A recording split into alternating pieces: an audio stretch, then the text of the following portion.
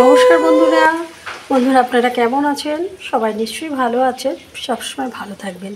বন্ধুরা আজকে ঘরোয়া ঘরকন্নার তরফ থেকে নিয়ে এসেছি আমি ওল দিয়ে চিংড়ি মাছ দিয়ে তরকারি। এখানে ওল নিয়েছি আর আলু নিয়েছি। ওল আমি ঠিক যেইভাবে কেটেছি, আলুটাকেও আমি ঠিক সেইভাবে কেটেছি। আর মশলা হিসেবে আমি খুব সামান্য মশলা দিয়েই করব। এখানে হলুদ নিয়েছি, এখানে নুন, এখানে আদা এবং কাঁচা লঙ্কা বাটা খুব সামান্য পরিমাণ, আর এখানে জিরের গুঁড়ো। এবার সবার প্রথমে ওলটাকে হালকা করে আমি একটু কুকারে দুটো সিটি দিয়ে সেদ্ধ করে নেব। ওলটা আমি দিয়ে নিয়েছি, এবার আমি কুকারে সিটি দিয়ে নেব। আমি কড়াইয়ে তেল বসিয়ে দিয়েছি চিংড়ি মাছটা ভাজবো বলে। একটু লবণ দিয়ে দিলাম আর একটু হলুদ দিয়ে দিলাম। এবার চিংড়ি মাছটা দিয়ে দিলাম। চিংড়ি মাছটা আমি একদম হালকা করে ভেজে নেব, খুব বেশি করে আমি ভাজবো না। তা না হলে বেশি করে চিংড়ি মাছ ভাজা করলে চিংড়ি মাছ একটু কেমন চামড়া চামড়া হয়ে যায়। সেই কারণে হালকা ভাজা হয়ে গেলে আমি নামিয়ে নেব। বন্ধুরা আমার চিংড়ি মাছটা এই যে ভাজা হয়ে গেছে। এবার আমি কড়াইয়ে ওই তেলের মধ্যে আর একটু তেল দিয়ে দিয়েছি, একটু সাদা জিরে ফোড়ন দিয়ে দিলাম।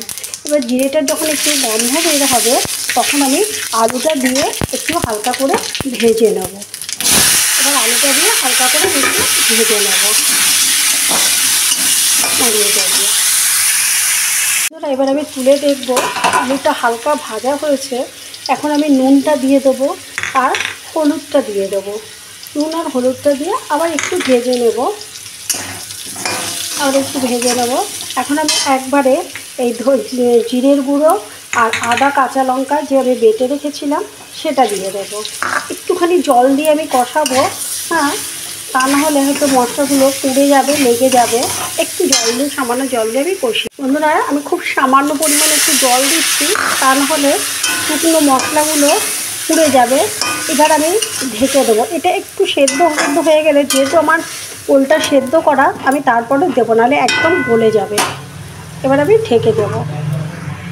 এবারে আমি তুলে দেখব আলুটা প্রায় অনেকটা সেদ্ধ হয়ে এসেছে। হ্যাঁ, আলুটা অনেকটা সেদ্ধ হয়ে এসেছে, আরেকটু হবে। এখন আমি ওলগুলো দিয়ে দেবো। ওলগুলো দিয়ে এবার ভালো করে আবার কষিয়ে দেবো। একটু খানিকক্ষণ কষিয়ে নিয়ে তারপরে আমি জল দিয়ে দেবো।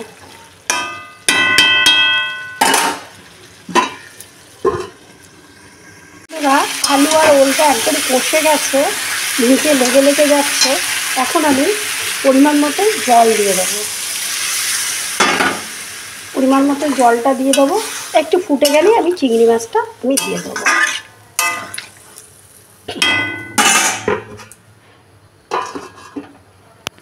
বন্ধুরা এবার আমি ঢাকনাটা তুলবো, তুলে চিংড়ি মাছগুলো সব দিয়ে দেবো। এই চিংড়ি মাছ দিয়ে ওল দিয়ে খেতে কিন্তু বন্ধুরা অসাধারণ লাগে, খুবই ভালো লাগে। আমার ঘরে প্রত্যেকেই এটা খুব ভালো খায়, আমি তাই করলাম।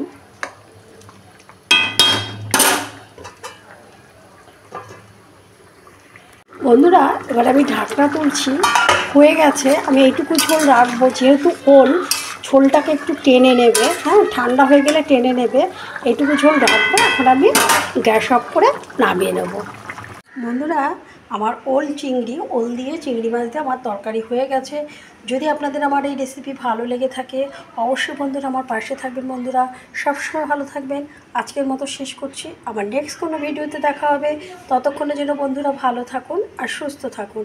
আর বন্ধুরা আমার ইউটিউব চ্যানেল ঘরোয়া ঘরকন্না নামেই আছে। Please like, subscribe, comment, share করে আমার পাশে থাকবেন। বন্ধুরা সবসময় ভালো থাকবেন। আমরা প্রত্যেকের পাশে আছি। আমরা প্রত্যেকে একসাথে পথ চলবো। রাখছি, কেমন? ভালো থাকবেন।